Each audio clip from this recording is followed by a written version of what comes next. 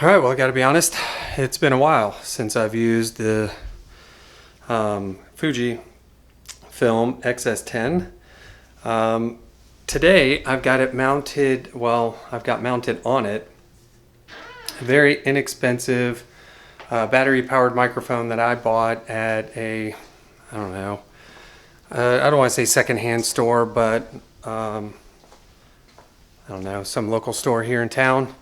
And it sells repurposed Amazon returns. So I gotta turn my music back on.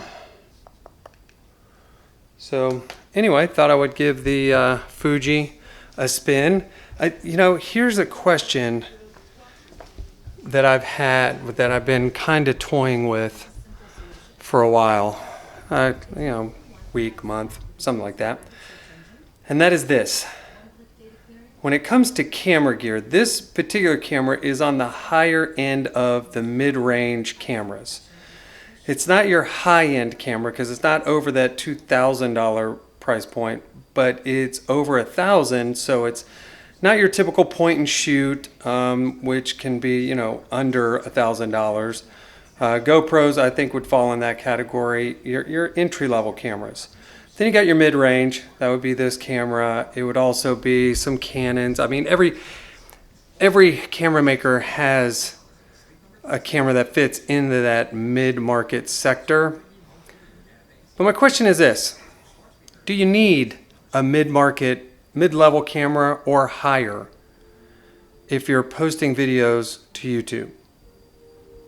Why? And if the answer is no, then why do we feel like we do have to have them? Now that we know what the question is, how do we go about answering it? Well, that really depends on what motivated you to buy your camera or equipment in the first place. Now, in that first scenario, which is the one that I fall into, I was influenced by people on social media. Now, you could say, well, just stop watching them and you'll stop being influenced.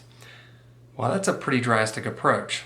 So usually the answer is the easy part. The application is the hard part.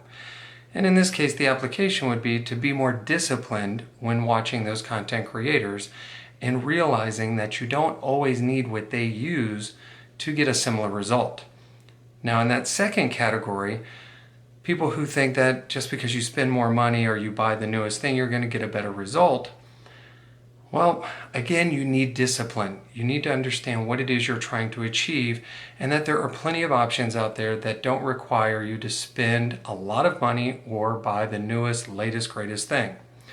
Now, in that third category, people who actually need a certain piece of equipment to create the type of content they're wanting to create, I would challenge you to do this, to really sit down and assess what it is you're trying to do and what piece of equipment, camera, will get you that result.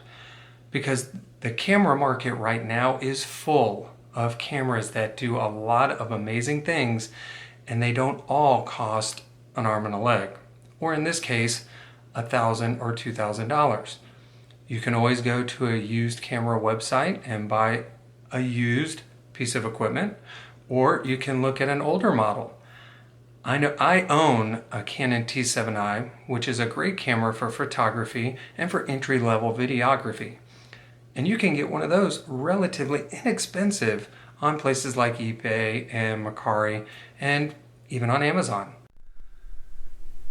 All right, so to wrap this up, I think what we've learned is that when going out to buy or looking to buy any kind of camera or equipment, you have to first assess what it is you're wanting to do and be disciplined. You have to really, fine-tune what it is you're trying to create and what the best tool will be to get that accomplished. So make sure that you buy the right piece of equipment for what you're trying to do so that you don't have buyer's remorse later and end up regretting buying something, and that impacts your passion for making content. Hey, this is Mike, Low Def Media, saying thanks for taking the time. Thanks for watching the show. And if you like this kind of content, hey, make sure to, hit the like button and, become a subscriber so that way you can be notified when the next videos come out. So until we see you again, take care.